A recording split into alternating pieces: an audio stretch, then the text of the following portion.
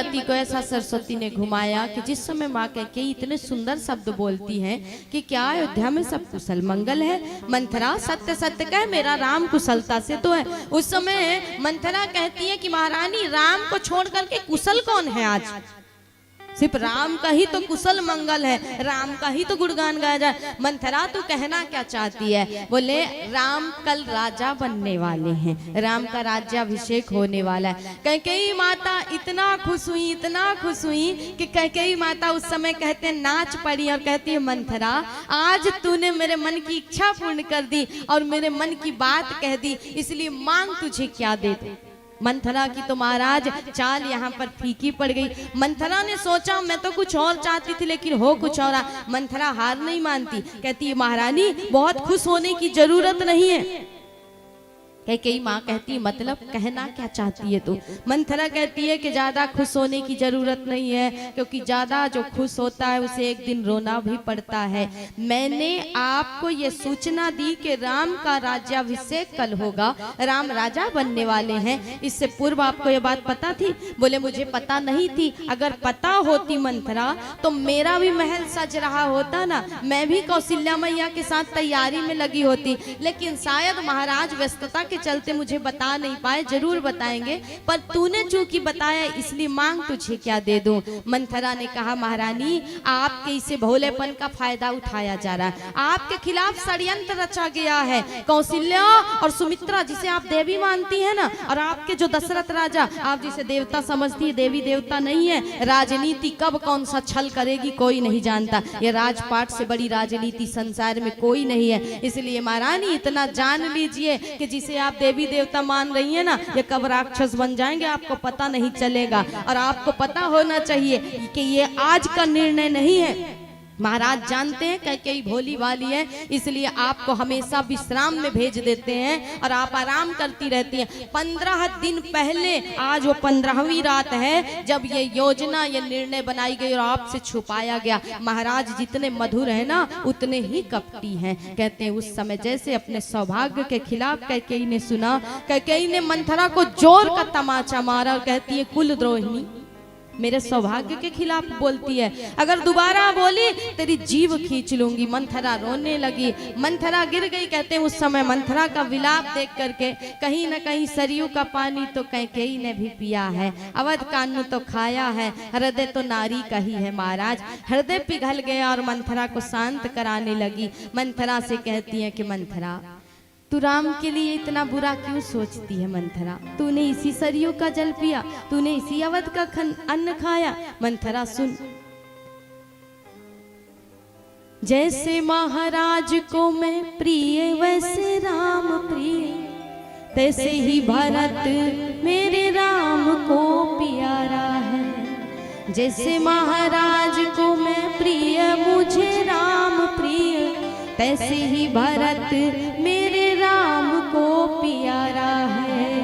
अग्रज प्रथम अधिकारी होता राज्य का, अधिकार लेना अधिकार ना हमारा है। मंथरा अकेली एक तू ही तीनों लोक में, अमृत का सिंधु राम लगे जिसे खारा है। मंदमती तेरे कुवचन सुन लगता है, नियति ने तीर तेरी सुमति पे मारा है। मंदमती तेरे कुवचन सुन लगता है, नियति ने तीर तेरी सुमति पे मारा है। बोले मंथरा ये तो हमारे कुल की रीति है, परंपरा है कि बड़ा पुत्र राजा बनेगा और छोटे सेवा करेंगे। तू अमृत के समान राम के उस रूप को इतना कड़वा क्यों मान रही है मंथरा? राम तो वो अमृत का सिंधु है जिसका एक बूंद यदि मिल जाए तो जीवन तृप्त हो जाए। और मंथरा तो उस राम के प्रति ऐसा क्यों सोचती है? सत्य कह। मंथरा कहती है महारानी मैंने अपने बारे में नहीं सोचा, आपके बारे में सोच करके मुझे बुरा लगा, इसलिए मैंने ये बात कही। राम राजा बने या भरत राजा बने, मैं कौन सी दासी से महारानी बन जाऊंगी, लेकिन आपके खिलाफ जो षड्यंत्र रचा गया वो मुझसे नहीं देखा गया। महारानी कहती कहना क्या चाहती है, क्या षड्यंत्र रचा गया? बोले कौशल्या और सुमित्रा, जिनको आप देवी मानती है ना, इन्होंने महाराज से योजना बनाई मिल करके, और इन्होंने कहा कि भरत और शत्रुघ्न ननिहाल में है, इसलिए समय अच्छा है, अब इस समय मिल पा करके राम को राजा बनाइए और भरत और कैकेयी हमारी सेवा करेंगे, यदि नहीं करेंगे तो इनको बंदी गृह में बंद कर दिया जाएगा। उस समय माँ कैकेयी कहती है कि मंथरा चुप हो जा, तूने मेरे पति के खिलाफ बोला, मैंने सुन लिया, लेकिन राम जननी के खिलाफ ऐसा मत बोल, नहीं तो तुझे नरक में भी ठौर नहीं मिलेगा। कहते हैं उस समय कैकेयी माता कहती है कि राम जननी के ऐसे शब्द हो ही नहीं सकते। मंथरा कहती है आपके पास क्या प्रमाण है कि राम जननी ऐसे शब्द नहीं बोल सकती?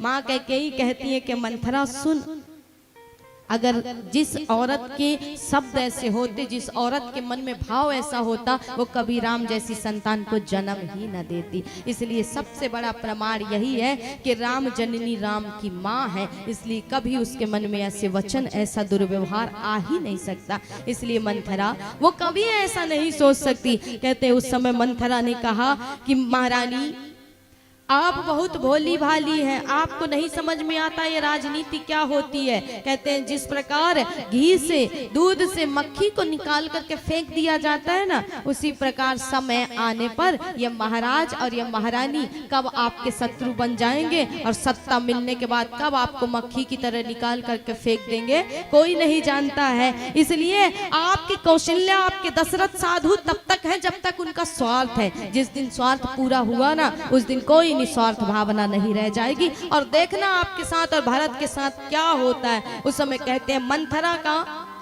स्पर्श हुआ तामसिक विचारधारा ने, वही सात्विक विचारधारा की दूषित बुद्धि को महाराज प्रकट कर दिया। और कहते सात्विक विचारधारा दब गई और तामसिक विचारधारा उभर आई। इसलिए कहा जाता है ना कि जब भी भगवान से मांगो तो ये नहीं मांगो कि काम क्रोध लोभ मोह दब जाए, बोले ये मांगिए कि विचारधारा जो हमारी दबी हुई दूषित है वो हमेशा के लिए खत्म हो जाए। कहते कैकेयी कि भले विचारधारा बदल गई, अयोध्या में आने के बाद सरयू का जल पिया, अयोध्या का अन्न खाया, विचारधारा बदल गई, बुद्धि बदल गई, लेकिन कहीं ना कहीं दूषित मानसिकता दबी हुई अभी भी थी। महाराज कहा जाता है जब कपड़े की पैकिंग करोगे ना, वस्त्र जब पैक करते हो बैग में, तो जिस कपड़े को आपने पहले रखा है निकालते समय वो कपड़े आखिरी में ही निकलेंगे महाराज। उसी प्रकार जो विचारधारा दबी हुई है ना, वो कब प्रकट हो जाए दूषित मानसिकता कोई नहीं जानता है। कैकेयी है तो किसकी पुत्री? बोले महाराज ऐसे राजा की पुत्री है जिसकी विचारधारा ही लोभी थी। बड़ी आयु में महाराज दशरथ के साथ अपनी कन्या का विवाह इस लोभ से कर दिया कि दो रानियां होने के बाद संतान नहीं है तो मेरी कन्या का संतान हो जाएगा और स्कूल का वारिस बनेगा तो पूरी संपत्ति मेरी हो जाएगी। तो है तो उसी पिता की संतान ना, इसलिए बोले कहीं ना कहीं दबी हुई विचारधारा उग्र हो गई और तामसिक बुद्धि मंथरा की प्रवेश कर गई महारानी में। जो महारानी अभी इतना सुंदर सुंदर बोलती है, वो क्या कहती है कि मंथरा अगर मेरे प्रति षड्यंत्र रचा गया है तो सुन, मैंने कभी किसी का बुरा नहीं सोचा। हम रघुकुल के वासी हैं और रघुकुल के वासी कैसे हैं? बोले हम कभी किसी का अहित करना सोच ही नहीं सकते। यदि मेरे प्रति ऐसा सोचा गया है तो मैं सत्य कहती हूँ कुएं में कूद जाऊंगी, अपने बालक को लेकर के अपने पीहर चली जाऊंगी, लेकिन मैं और भरत किसी की दास्ता स्वीकार नहीं करेंगे। इसलिए जिसको राजा बनना है वो राजा बने, जिसको राज्य चाहिए वो राज्य ले ले, लेकिन हम किसी की दास्ता स्वीकार नहीं करेंगे। अब मंथरा समझ गई कि मेरी तो विजय हो गई महाराज। उस समय मंथरा गुरु बन गई और कैकेयी कहते हैं शिष्य बन गई। कैकेयी माता कहती कि मंथरा तू जैसा जैसा कहेगी मैं वैसा वैसा ही करूंगी। कहते हैं एक क्षण में ऐसा हेर फेर हुआ कि अभी तक जो इतने सुंदर शब्द बोलती आज वही कैकेयी राम के खिलाफ खड़ी हो गई महाराज। मंथरा ने कहा महारानी मैंने ज्योतिषियों से पूछा है जैसा जैसा मैं बोलूं वैसा वैसा आप करेंगी ना तो आपका कल्याण ही होगा। कहते उस समय मंथरा ने कहा कि महारानी आपने मुझसे कहा था ना कि महाराज के पास आपके 2 वचन खाती हैं, आप अपने दोनों वरदान मांग लेना, कोप भवन में चली जाना, मलिन वस्त्र धारण कर लेना। जब तक राम की सौगंध महाराज ना खा ले तब तक वरदान नहीं मांगना, उठना नहीं। जब राम की सौगंध खा ले तब वरदान मांगना, और वरदान में यही मांगना कि भारत का राज्याभिषेक और राम को वनवास हो। कहते हैं मंथरा ने 14 वर्ष का वनवास नहीं मांगा था, क्योंकि मंथरा जानती है कि राम लौट करके आएंगे तो मैं नहीं बचूंगी महाराज। इसलिए मंथरा चाहती थी कि राम आजीवन वनवास में रहे, पूरा जीवन पर्यंत राम का वनवासी हो जाए महाराज। लेकिन कैकेयी माता जानती हैं कि राम को कब तक वनवास में रखना है। अर्थात कैकेयी ने अपने मन से, अपनी बुद्धि से 14 वर्ष का वनवास मांगा, क्योंकि कैकेयी माता से राम ने ही कहा था कि माँ सिर्फ 14 वर्ष के लिए वनवास मांग लो, यह काम अयोध्या में और कोई नहीं कर सकता, सिर्फ मेरी माँ कैकेयी कर सकती। अर्थात समाज के लिए भले कैकेयी निंदनीय है,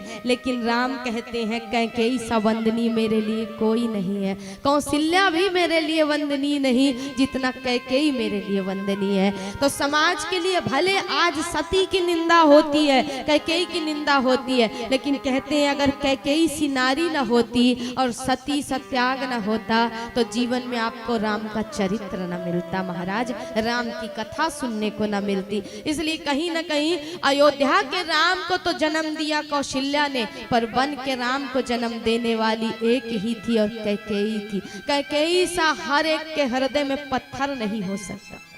कहते हैं राम से कैकेयी को इतना प्रेम था कि कैकेयी के शब्द बताते थे। कैकेयी कहती थी कि राम अब जब भी मुझे जन्म मिले ना इस संसार में, और अगर मैं स्त्री बनूं तो हे पुत्र तू मेरी कोख से जन्म ले, क्योंकि राम मुझे मेरी कोख से जन्म लिया हुआ चाहिए। अर्थात कहा जाता है कि जिस समय 4 वधुओं का आगमन हुआ था, माँ कैकेयी के पास एक महल था, स्वप्न महल, देवताओं ने प्रदान किया था। वो स्वप्न महल माँ ने किसी को नहीं दिया, अपनी बहू मांडवी को नहीं दिया, किसको दिया था? माँ सीता को दिया था, क्योंकि राम को वो भरत से ज्यादा प्रेम करती थी महाराज। और राम यही चाहते थे, राम ये बात जानते थे कि अगर मैं माँ कौशल्या से कह दूं कि मुझे वनवास भेज दे, माँ नहीं भेज पाएगी, मर जाएगी। यदि कोई रघुकुल में है यह काम करने वाली, त्याग करने वाली और सबसे बड़ी वीर योद्धा, तो वो माँ कैकेयी है। इसलिए राम ने स्वयं मांगा था कि माँ मेरे लिए काम कर दे, तू मुझे 14 वर्ष के लिए वनवास दे दे। कैकेयी माता कहती हैं कि पुत्र तुझसे वियोग 14 सेकंड का मैं नहीं सह सकती, 14 क्षण नहीं रह सकती, 14 वर्ष कैसे रहूंगी। लेकिन राम कहते हैं कि माँ तुझे करना पड़ेगा। तो उस कैकेयी ने हृदय पर पत्थर रख लिया और कहते हैं अपने प्राणों से ज्यादा जिस राम को प्रेम करती थी उसे 14 वर्ष के लिए वन वन भटकाया महाराज। उस स्त्री पर क्या बीती होगी जिसे समाज निंदनीय समझता है। राम कहते कोई कुछ भी कहे पर कैकेयी मेरे लिए वंदनीय है। और जब वनवास के दौरान प्रभु चित्रकूट में भरत भैया पहुंचे हैं, कहते हैं कि कैकेयी का परित्याग सबने कर दिया था। दशरथ जी ने तो मुख तक नहीं देखा था, ये तक कह दिया था कि अंत समय अगर कैकेयी ने मुझे स्पर्श कर लिया तो मेरी मुक्ति नहीं होगी, इसलिए कैकेयी मुझे छुएगी भी नहीं। कहते हैं पति ने छोड़ दिया, पुत्र ने छोड़ दिया महाराज। राम जानते हैं कि मेरी माँ की पीड़ा क्या, तकलीफ क्या, इसलिए जब चित्रकूट में भगवान भरत भैया पहुंचे हैं माताओं को गुरु को लेकर के, उस समय भगवान सबसे पहले किससे मिले? बोले माँ कैकेयी से, क्योंकि सबसे बड़ा बोझ तो इसी के हृदय में है। यदि सबसे बड़ी तकलीफ पीड़ा किसी को थी ना मानस में, तो कहते हैं माँ कैकेयी को थी, जिसने सबका परित्याग सहा, सबका महाराज सबने धिक्कारा जिसको, वो कैकेयी माता थी। इसलिए कहते हैं उस समय राम ने कहा माँ ये तो होनी है, काल की गति है और सब कुछ मेरी इच्छा से होता है, तू कभी पश्चाताप मत करना। किसकी दोषी? तू है। राम वनवास की दोषी तू नहीं है, राम को राम बनाने वाली थी। जगत राम की यदि आराधना करता है ना तो राम को राम बनाने वाली कैकेयी है। इसलिए नारी सत्याग कोई नहीं कर सकता। अगर कैकेयी माता न होती तो राम वनवासी न होते, और राम वनवासी न होते तो कहते हैं महाराज आज जगत में राम राज्य न होता और राम की ध्वजा न लहराती।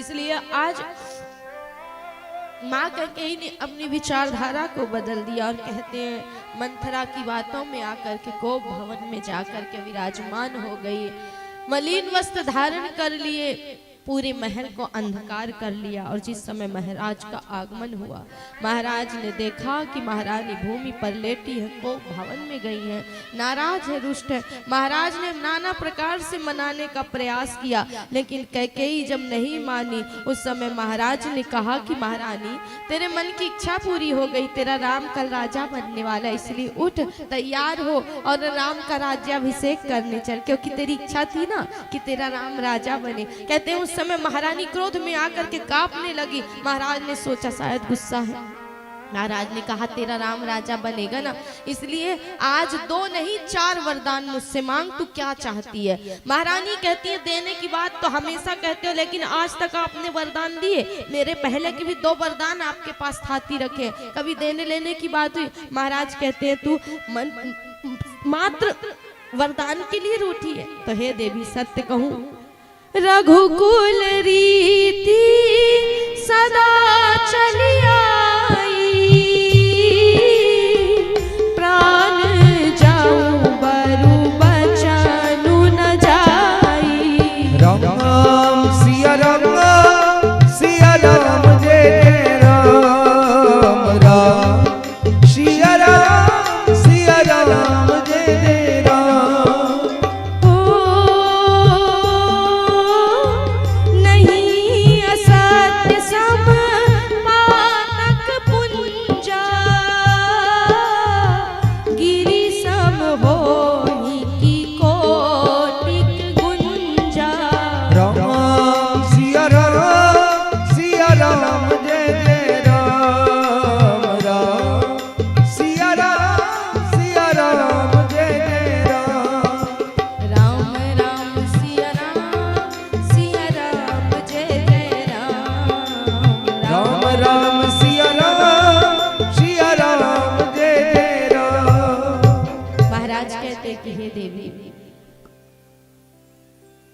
मैं व्यस्तता के चलते शायद तुझे वरदान नहीं दे पाया, मेरा भोला स्वभाव, शायद काम के ज्यादा होने के कारण तुझे मैं तेरे वरदान नहीं दे पाया, तू वरदान के लिए रूठी है। आज 2 नहीं 4 वरदान मांग ले। महारानी कहती नहीं महाराज, मुझे मेरे वही दोनों वरदान चाहिए जो आपके पास रखे हैं, और मुझे मेरे ही वरदान चाहिए। महाराज ने कहा कि रघुकुल रीति सदा चली आई और प्राण जाए वर वचन न जाए। हम रघुकुल वासी हैं देवी, इसलिए सत्य कहता हूँ कि वचन से चूकूंगा नहीं, राम की सौगंध खाता हूँ, आज तू जो मांगेगी वो दूंगा। कहते महारानी अब समझ गई कि राम की सौगंध खाई है तो महाराज वचनबद्ध नहीं हो सकते, इसलिए महारानी श्रृंगार करके तैयार हुई और कहती उस समय महारानी ने हाथ जोड़ करके कहा कि सुनहु प्राण प्रिय भावत जी का,